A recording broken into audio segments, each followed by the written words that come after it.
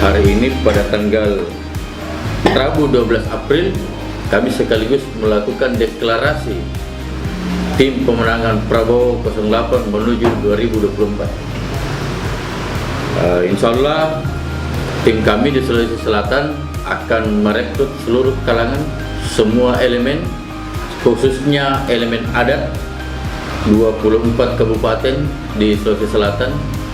Kami akan solidkan untuk mendukung Prabowo dan insya Allah Prabowo menang di Sulawesi Selatan pada pemilu mendatang. Amin.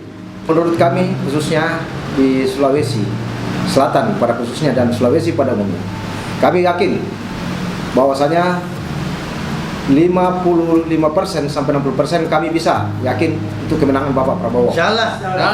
Karena kami sepakat dengan lembaga adat Pasar Ranta Firman Bali Provinsi Sulawesi Selatan yang memiliki 15 cabang khususnya di Makassar, dan berapa provinsi dan kabupaten ya, kabupaten kota yang bergabung bersama kami di Selebes 08 yang notabene adalah ormas pendukung loyalitas Prabowo Subianto untuk menjadi capres, dan visi misinya kami mengharap bahwa kedepannya setelah beliau terpilih, beliau akan memperhatikan adat-adat di para khususnya di Sulawesi, lembaga adat Sulawesi, supaya mereka memiliki tempat atau ruang di dalam pemerintahan